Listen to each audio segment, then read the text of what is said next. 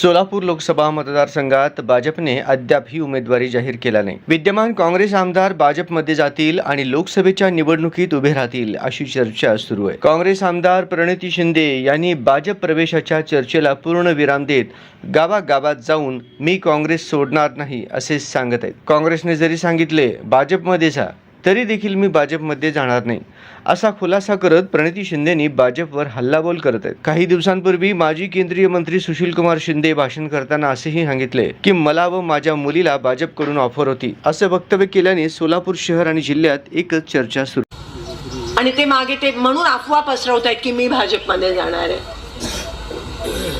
काँग्रेसने जरी मला सांगितलं भाजपमध्ये जा तरी मी भाजपमध्ये नाही जाणार.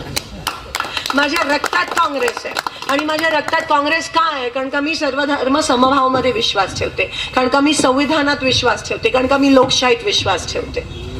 म्हणून मी काँग्रेसची आहे आणि शेवटपर्यंत राहणार आहे. कारण का काँग्रेस एकमेव पक्ष आहे जो खरंच गोरगरिबांमध्ये जाऊन लोकांना न्याय देऊ शकतो. दीन दलित महिला अल्पसंख्याक गोरगरीब सगळ्यांसोबत काँग्रेस पक्ष आहे आणि हे मी एवढ्या वर्षात बघितलं. आणि म्हणून आज लोकांना पण आज काँग्रेस पक्ष आहे म्हणून आपल्याला थोडं बोलायला तरी मिळतंय. नाहीतर गोरगरिबांचा वाली कोण आहे मला सांगा? बीजेपी फक्त दोन लोकांचा वाली आहे, अदानी आणि अंबानी.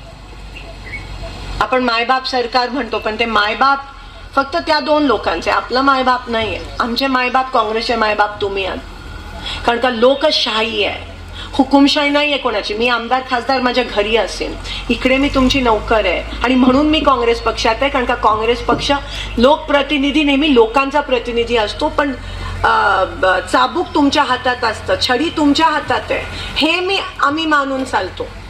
मला काही सत्तेशी घेणं देणं मी लहानपणापासून बघितलं. मला टक्केवारी करायची नाही कारण का मी ठेकेदार नाही आहे. मी आज एक कार्यकर्ती म्हणून तुमच्या समोर उभी आहे आणि म्हणून कामं करायच्यात. कामं करून जो समाधान मिळतो. आणि जर सोलापूर जिल्ह्यामध्ये कुठेतरी माझा आपला एक देशातला नागरिक जर त्रस्त असेल, दुष्काळाने ग्रस्त असेल, गरीब असेल, नोकरी नसेल, आरक्षणासाठी वन फिरत असेल तर आम्ही नाही का हो तुमच्यासोबत उभे राहणार? आणि म्हणून मी निर्णय घेतला. आम्ही तुमच्या सोबत आहोत हे कधी विसरू नका. काँग्रेस पक्ष ठामपणे तुमच्या सोबत आहे. पण मी येणकी गावाला विनंती करते, मागच्या वेळेस जरा काँग्रेसला मतदान थोडंसं कमी झालेलं. मला माहित नाही काय कारण होतं ते, पण एकंदरीत जो काही पक्ष काँग्रेसचे मत विभाजन करण्याचा प्रयत्न करतो तो बीजेपीला मदत करतो, हे लक्षात घ्या. डॅमेज करतो आणि म्हणून कोणीही त्या ठिकाणी निवडून येत नाही. ना डॅमेज करणारा पक्ष ना काँग्रेस. आणि मग जो विरोधात आहे, जो तुमच्यावर अन्याय करतो तोच पक्ष निवड. म्हणून स्वतःच्या पायावर कृपया करून मी हात जोडून विनंती करते, कुऱ्हाड मारून घेऊ नका. हा विजय तुमचा आहे, हा विजय तुमचा झाला पाहिजे. आणि म्हणून नीट विचार करून, योग्य तो विचार करून संविधानासाठी, लोकशाहीसाठी, गोरगरिबांसाठी, आरक्षणासाठी, दीन दलितांसाठी, आवाज न घोटणाऱ्यांसाठी आपल्याला ह्या वेळेस काँग्रेस शिवाय पर्याय नाहीये. एवढंच या ठिकाणी सांगते. तुम्ही तो सुज्ञ विचार करा. तुम्ही दोन्ही दिवस बघितले, तुम्ही बीजेपीचे पण बघितले आणि काँग्रेसचे पण बघितले आणि आता तुम्हाला कळून चुकतं की काँग्रेसचे दिवस चांगले तर होते, आपलं ऐकायला तर कोणतरी होतं. आणि म्हणून सुज्ञ असा विचार ह्या वेळेस तुम्ही कराल एवढीच आशा बाळगते. एक नागरिक म्हणून, एक समाजसेविका म्हणून मी सदैव, मी तर आहेच, तुम्ही मला सांगू तरी मी करणार. आता मी मागे हटणार नाही. कारण का हा माझा काम करणं माझा धर्म आहे. मी धर्म जातपातीवर राजकारण करत नाही.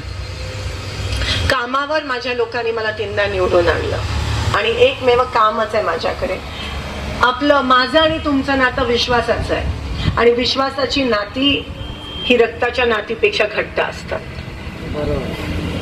आणि विश्वासघात मी कधीच करणार नाही. जो विश्वास सार्थ करून दाखवणं ही माझी जबाबदारी. आणि मी शेवटपर्यंत आपण एकमेकांना साथ देऊन हा लढा लढायचा आहे.